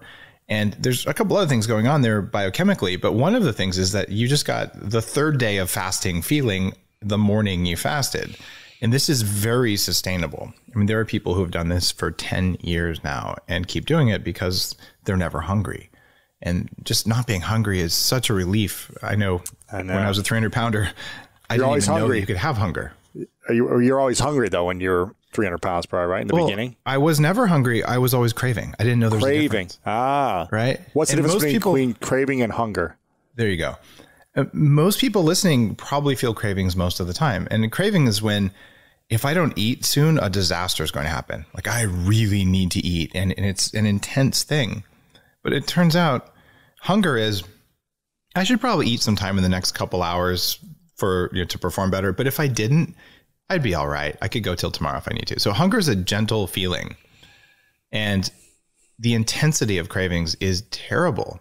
And what people find when they learn how to intermittent fast in the right ways is that they've eliminated cravings and hunger becomes a gentle presence in your life. Like, oh, it's a little bit cold in the room. Maybe I could turn the thermostat up, but if I don't, I'll be all right. Yeah. And that calmness and peace that comes from it, that was what led me to write the book. And what's the biggest mistake you've made in fasting personally in the last 10 years, or mistake you've seen from other people who've tried to do fasting that it didn't work out for them? It's falling into that fasting trap that says if something's good, more is better. Extremism of it. Extremism, or even just something that worked for a little while, assuming it's always going to work. I noticed when I started writing about intermittent fasting, it's been a big pillar of the Bulletproof Diet for a long time, I think, before intermittent fasting was really cool. And then people would call me and they'd say, especially women, I felt amazing. I've lost weight. I can't believe this. Like, who would ever thought butter would make me not hungry? I love my life. But then they call about 5 weeks later and say, you know what? I feel like my sleep quality has gone down. What's going on here? And then I say, well, did you follow the advice of cycling in and out of keto and having some carbs sometimes and not pushing it? Like, well, no, I just felt so good. So I just kept doing that one thing, which was I didn't eat any carbs for long periods of time. And then I added this intermittent fasting. So step one is you lose quality of sleep. Same amount of sleep, lower quality. Second thing, and men usually hit this about a month after women, but men and women both get poor quality of sleep. Women will get, their cycle is less regular than it was before. So they're going, this is weird. I don't normally have hormonal issues, but I'm feeling it this month more than I do. And for guys, I'm waking up without a kickstand. And the third thing that happens, I was watching you process that. Yeah. Right. So you're waking up without a kickstand because you're not having carbs and you're doing it an extreme way. Is that what you're saying? Well, it's because you're over fasting. Yeah. Right. Yeah, and so the body's like, oh, it's a stressful environment. I don't really need that biological function very well because there's not enough food. It's a famine. Right. And your cortisol levels go up. And what happens when cortisol goes up and you keep it elevated because you're not eating often enough is thinning of hair. And it happens in women and men. So like, okay, sleep, hormones, hair, in that order is what happens when you overfast. Interesting. And I've gone through times where I definitely went over keto. I went through a 3-month period where I ate just one serving of broccoli a day. And the rest was just like meat and all. And it was all grass-fed and very carnivore-ish, although I didn't have zero veggies. And I felt amazing at first, but by the end of that, it's exactly the same as overfasting, where I'd wake up 12 times a night, but not know that I woke up, but my sleep monitoring thinks that I was. And then you can even, mess with your gut bacteria if you overdo it. So the deal is, look, you skip breakfast and you have lunch around noon or 2, and sometimes you only have dinner, but you mix it up. And that's actually how it was in nature. But this idea of a rigid fasting schedule and you're going to like muscle through and push through, like if you're fading, right? And like, I'm not feeling very good today. Eat some food, have some broccoli, have some vegetables, have some salad, Yeah. And it's okay. And the flip side is also true. What if you say, I'm going to have a 16-hour fast today and noon comes? You're like, I am so feeling good. Like, I'm going to make this a 20 or a 23-hour fast because I have it in me today. You're feeling good. You have the energy. Yeah. Yeah. Right. And like, I feel like as an athlete, you would know this better than most. Sometimes you go to the gym and you do the prescribed thing. Other times, like, I'm going to put another set in because I can and because like my body's ready. If we approach fasting that way, really good things happen. And I thought it was important. I look at everything I do. And I mean, because we're friends and all, I do cryotherapy and stem cells and all kinds of crazy stuff. Right. But there's a return on investment for everything you do. And it's not based on dollars. It's based on energy. You spend energy to do something and you get energy back. Well, fasting is like, okay, you walk into the bank and you don't have an account there. And the teller's like, oh, hi, here's some money. And you're like, but I didn't do anything. Like, that's right here. Here's some money. And we'll pay you interest on this later today. And then 2 years from now, we'll pay you more interest. Like, but I didn't open an account. I didn't put any energy into this. I was like, yeah, I'll find that. That's all right. Because with fasting, you spent no money and no time and no energy on breakfast. So you got paid right now. You got free energy and free money and time back. And then all morning long, you have less hunger and more energy than you did when you had the Pop-Tarts. And then you don't get type 2 diabetes and you have more energy and you have to buy smaller pants and like all kinds of good things happen. even if you're not perfect with your diet. Yeah. And so this is the one thing that has the highest return on investment because you invest less than you do today. And what do you think is the worst food to eat before you start fasting? Like, what's the worst thing you could do where it kind of doesn't matter that you fasted because you just had this, and this, 16 hours ago? A bunch of fried stuff, especially like French fries. Yeah. From a restaurant, especially because they use such bad oils. And what you find from fasting is that sometimes it's effortless and sometimes you're just have gnawing hunger the whole time. And the gnawing hunger, it's your fault. It's what you ate before the fast. Interesting. So in Fast This Way, I teach about these 6 big categories of food that are likely to cause cravings for you. And they don't all cause the same intensity of cravings, but these are foods that aren't as good as we think they are. Because we have anything you're going to eat has 3 things in it. And most nutritionists only look at 2. And I'm not picking on nutritionists specifically. Dietitians are even worse. I'll pick on them. These are the guys who feed you Jell-O with NutraSweet in the hospital. But there's calories in food. And some types of popular wisdom say, well, eat food with less calories. Guys, calories are energy. Energy is what you want. And to say that you are somehow going to feel really good on a low calorie diet, it does not work. As a 300-pound guy who's lost way more than 100 pounds, I'd say I'm a 200-pound guy now, but you go low calorie, lose 20 pounds, gain 30, lose 30, gain 40. It does not work. It makes you miserable and it makes you just cranky. So what's the solution? Calories. What's the solution then? Well, the solution is you actually eat enough calories and you eat the right kinds of calories. So let's assume your food has some energy in it. The second thing food has, it has nutrients. So it has vitamins and minerals and stuff like that. This is good. Now, most of the time we stop there and say, okay, you should eat more of this because it has, for some reason, some people say less calories and other people say more nutrients. But the third bucket is what matters. The third bucket is anti-nutrients or toxins.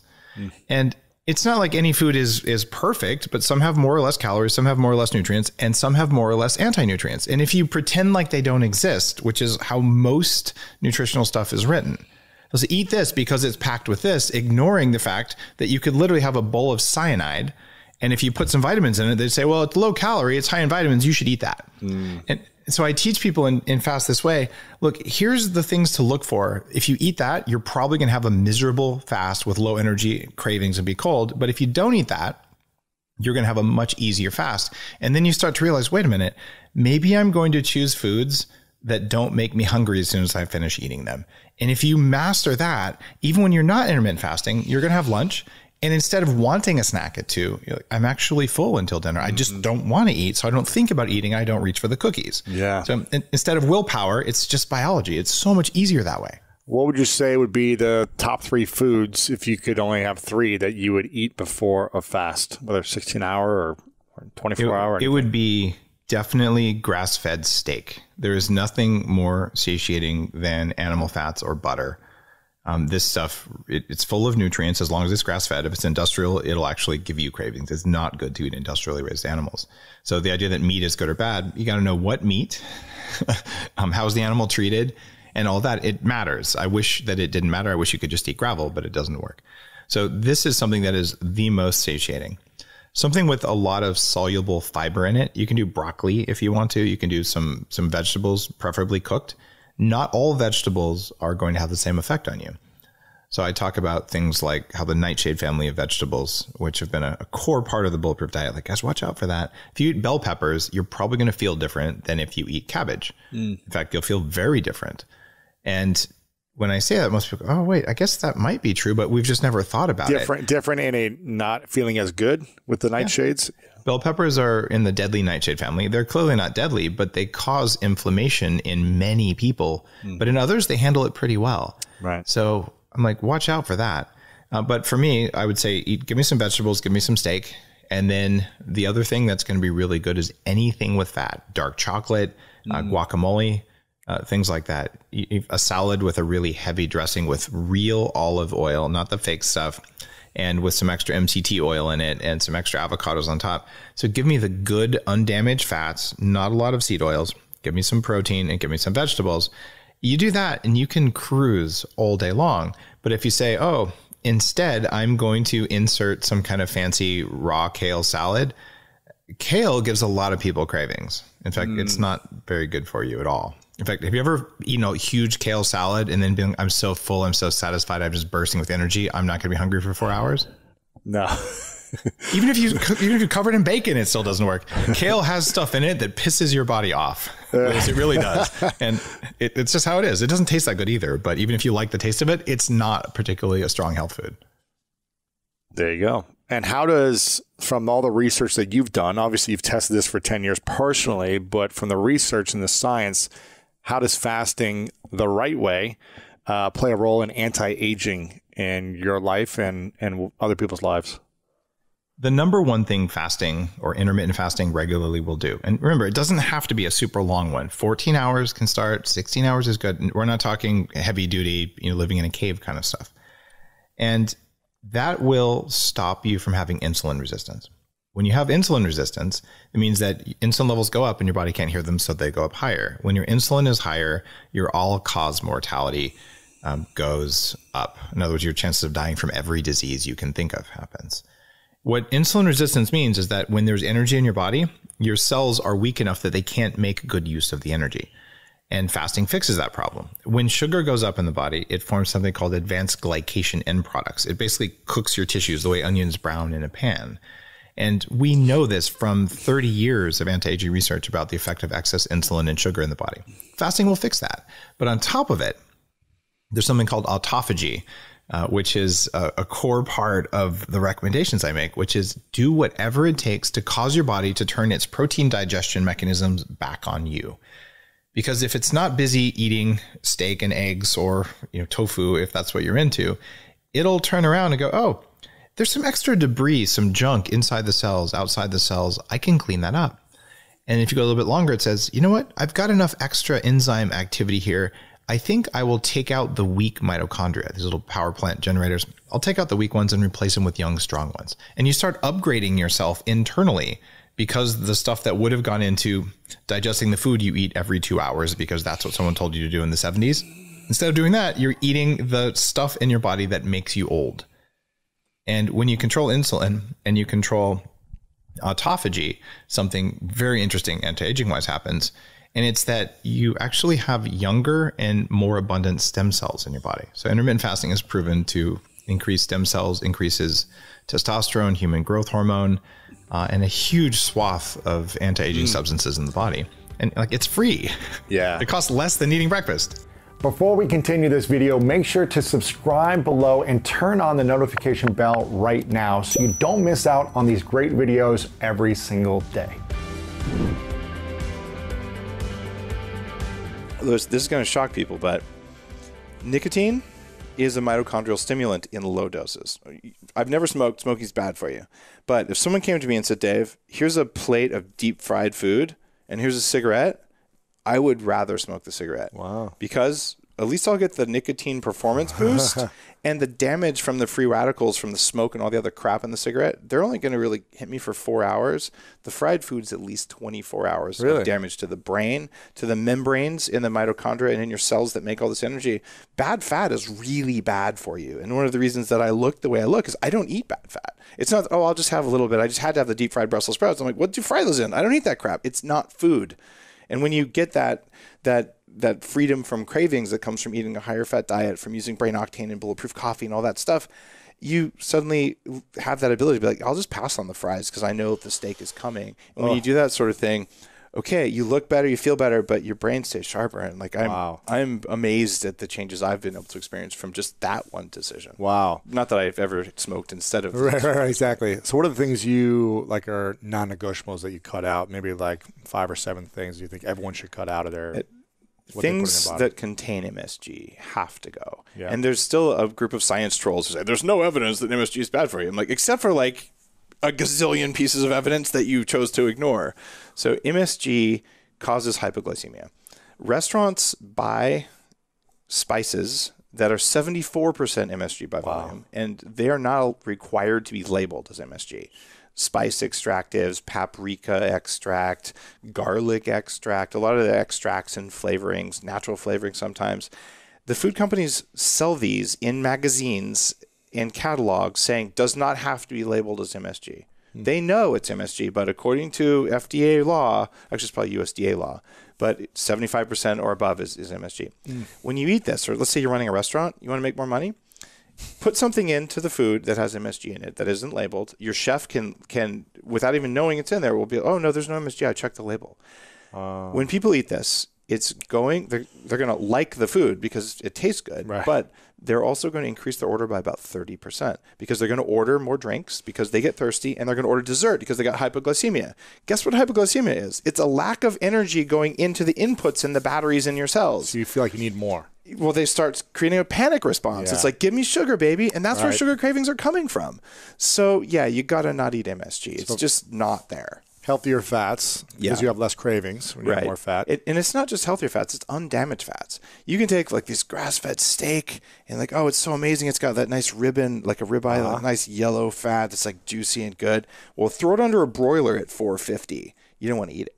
Because when you damage fat, it makes really toxic free radicals that directly lower your energy production. So you want gently cooked meat. Like a lightly caramelized steak is fine. A blackened steak, you got to cut off the black part or just don't eat it. And I'm sad to say this, but if you're cooking on a grill versus baking, broiling, or cooking in water, or even like a stir fry, the grill makes a lot of things that we've known for years contribute to cancer. Really? Yeah, and unfortunately, before they contribute to cancer. So good, I know, I love grill. You can add smoked salt, though, if you get like the real smoked salt, not the MSG salt, like Lowry's and all, but the stuff where they have like alder smoked. I know.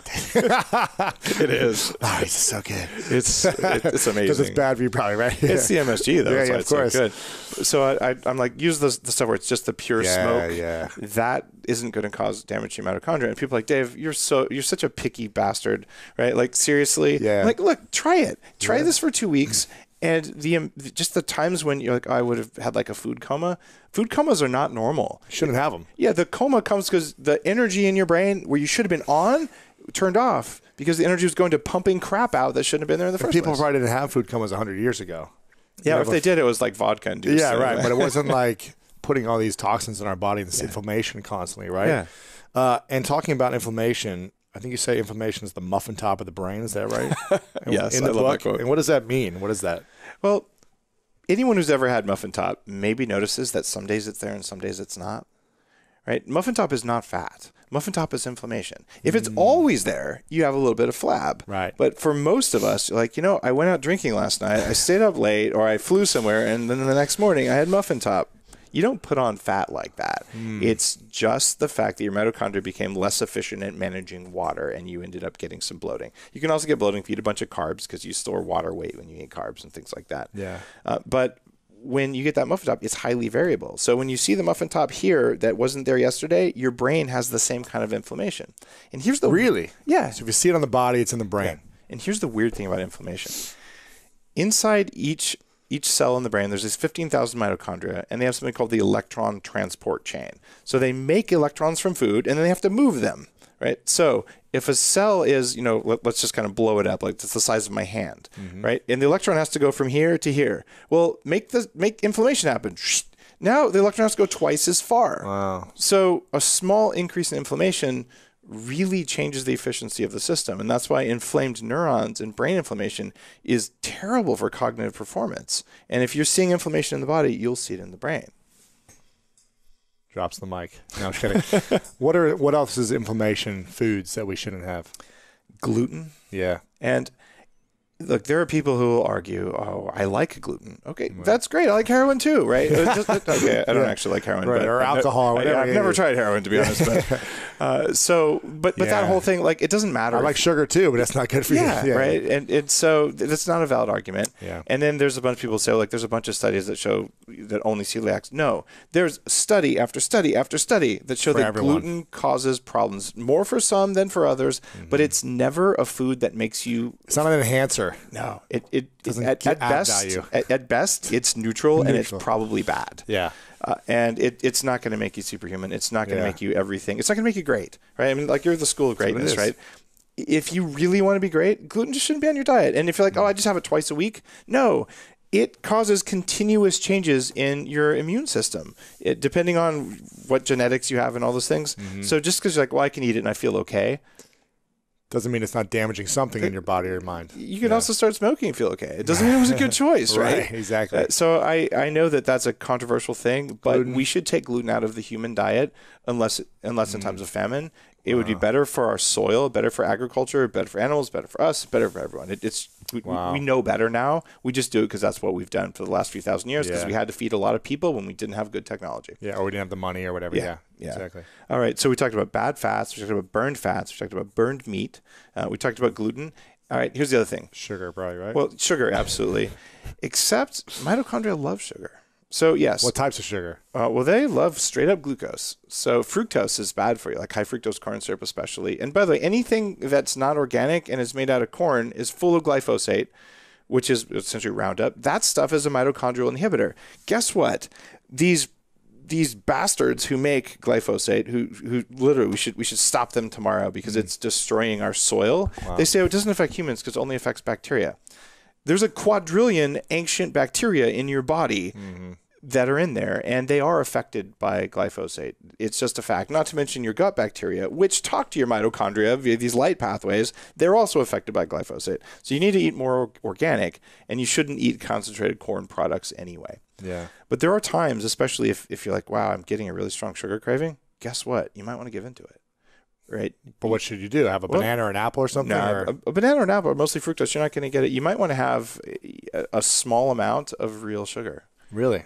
Or honey or something? Yeah, or no? Honey could work. Yeah. And you'd want to do that just because you're having an energy crash, right? And it's better to train your body. You got to burn some fat. Use some brain octane, which will go straight to ketones, right? But you can do that and a little bit of sugar. So if you're listening to this, like, wow, I can feel like I'm crashing. Like I had lunch at this restaurant. It tasted too good to be true.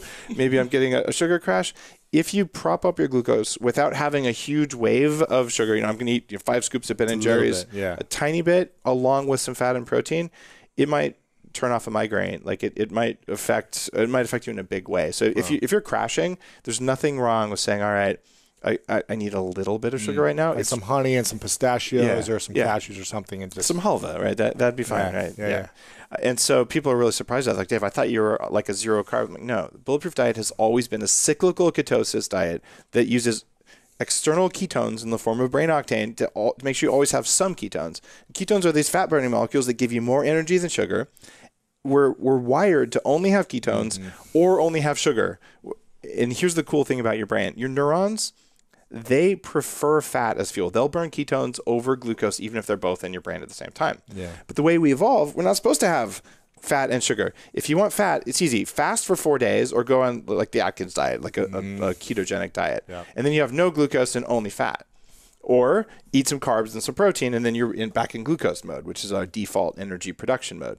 Well, you can cheat, and that's part of Headstrong. What if you had enough protein and a few carbs, but not too many, so you actually had glucose in the system and you had ketones? You're not supposed to be able to do that. You're supposed to be in one or the other, but because brain octane converts to ketones, even if you're eating carbs, there you go. Now you get the benefits of ketones, which is more energy in the mitochondria. The neurons in the brain, they get to get their optimal fuel, but the immune cells in the brain called glial cells, they want sugar. So they get a little bit of blood sugar that comes from eating even vegetables and from eating steak and things like that. So all of a sudden now, both types of cells in your brain got the kind of fuel that was best for them. So now you have the energy to grow new neurons, to do neurogenesis, things like that, which is cool. Oh, and we haven't talked about neurogenesis very much. We talked about BDNF before. There's a new supplement that I write about in the book. The studies just came out. It's the one you gave me? Yeah, it's called Neuromaster. Where'd I put it? And there it is. Yes. So this comes from coffee fruit. This is not coffee beans. It's not green coffee extract. And in 2 different studies, it raises that BDNF, that factor that gives you a more youthful brain. So when I'm doing all this crazy brain training at 40 years then, when I'm meditating, when I'm doing anything that is a skill acquisition thing, including reading, I take one of those in the morning. So it keeps my brain at higher BDNF levels. Right. And I do all the other practices in here. Most of the things that make your mitochondria strong also increase BDNF. So even intermittent fasting, the bulletproof intermittent fasting, all those things do it. So it doesn't matter what you're studying, what you're working to be better at.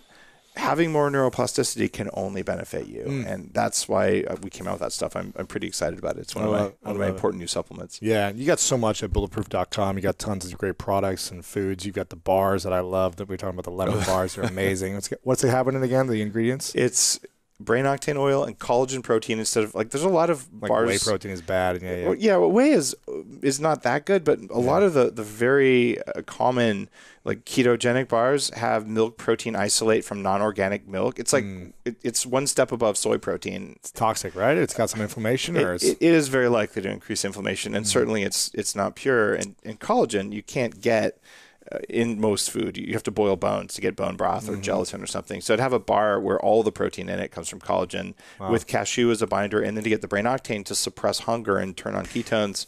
That's what I eat when I travel. I give these things to my kids, and I just made those bars because I didn't want to eat the ingredients. Like artificial sweeteners are universally train wrecks for your mitochondria. Things like sucralose, aspartame, acyl sulfame, potassium, those belong on those kryptonite foods list. And a lot of people who are into keto, and by the way, I lost 50 pounds in the late 90s on the Atkins diet going to ketosis, and I ate artificial sweeteners the whole time. And you can't lose the other 50 pounds because artificial sweeteners cause inflammation, and half your weight gain is inflammation anyway. Doesn't matter how hard you work out. Yeah, right. It didn't for me. Doing the food, an hour and a half a day, 6 days a week, and to not lose weight after a year and a half. Unless you're 20. Yeah, something. I was only 24 when I did that. Wow. And I felt like such a failure. I'd had 2 knee surgeries. Oh man. And I was like, all right, I'm never going back. I'm done with these surgeries. I'm going to be in the best shape of my life. I can max out every machine at my gym, and I would do 45 minutes of cardio at an incline. Wow. But you were still eating the wrong things. Yeah, I was actually eating less calories, about 1,800 calories a day, and I was eating a low-fat diet, and I could not lose the weight. I was like, I could bench press my thin friends while they eat French fries.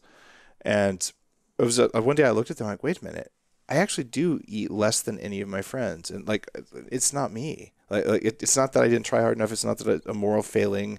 It's that what I'm doing just doesn't work. And what happened, I was overtraining, and I was fat deficient and protein deficient, eating inflammation, and all that kind of crap. Man. And if you guys haven't checked out bulletproof.com, make sure you check it out. You got a lot of great resources, the books, the diet stuff, but you have tons of supplements, products, foods. The Bulletproof Coffee obviously has changed thousands of people's lives, hundreds of thousands. Check this out, 48 million cups of Bulletproof Coffee. No way.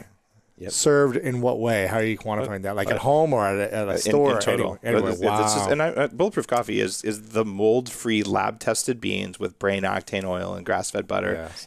Putting butter in coffee is better than putting milk in coffee because milk steals the polyphenols from your coffee. It sticks to them, and polyphenols are required for mitochondria to function. In fact, check this out. Throughout all of history, the first trade routes established were for salt because salt is required for adrenal function. It's fundamental being a human. And if you have salt cravings, there's an easy thing to do. Give in to them. Just use sea salt, right? You need that. That's your adrenal system crying for salt. That was like cash back in the day, right? Yeah. You paid your Roman soldiers in salt. Is a man worth his salt? And maybe a woman, but back then I don't think they paid for women in salt. Right. Paying for women is bad, by the way. Right. That's what they did back then because they were bad Romans. Yep. Anyway, you know what I'm saying? Like literally soldiers paid in salt. Yeah. And from there, the next evolution of those roots was spice. What are the highest polyphenol foods on earth? They're spices. Oregano, thyme, vanilla, like all of these things, right? And after that was tea. Tea is also a high polyphenol food. It turns out these little mitochondria that run things, they are desperate to get these compounds that function as antioxidants, but also are signaling molecules to the body. So we set up global commerce. We've had wars over access to polyphenols, and we've had wars over coffee. And it turns out coffee is the highest polyphenol food in the American diet, just because we get most of our polyphenols from that. Right. So part of the Headstrong program is you need to add more high-quality spices and herbs to your food, more turmeric, and coffee is good. Tea is good. Dark chocolate is good. Unfortunately, alcohol is bad for mitochondria, but wine has some polyphenols in it. So if you're going to have some, at least drink wine with less anti-nutrients that harm mitochondrial function in it. So there's cool stuff you can do in all these different things. But who would have thought that polyphenols were so important to the evolution of our society? Well, it turns out Bulletproof Coffee is the culmination of that, where we don't use milk in it. We use butter because butter allows you to absorb the polyphenols. And we use brain octane in it, which also allows you to make more energy from it. So all of a sudden, the mitochondria are like, you gave me energy, you gave me polyphenols at the same time. I'm ready to party, and that's why you feel so different when you drink it. I love it. And there's no crash, and it tastes smooth. And it's like, I don't drink coffee, but I like Bulletproof, so we drink it all the time here. Cool. Yeah. But I never drank coffee before. Isn't it like being a vegetarian that eats fish? You're like, exactly. Yeah, exactly. Yeah. But I never had coffee before. I mean, I'd have it every now and then, or a cappuccino or something, just for like a taste or whatever. But Now, yeah, I do it almost every day. It's a performance-enhancing substance, and you drink less of it. Like a cup of Bulletproof is a good goes a long way. Yeah, it goes a long way. Cancer is caused by food. And sugar is the #1 culprit. Diabetes, Alzheimer's, heart disease, the big killers Are by sugar and food. Yes. So if you change your diet, you should be able to Prevent those. prevent Or cure sometimes. Sometimes cure. Depends how far along things are, I guess.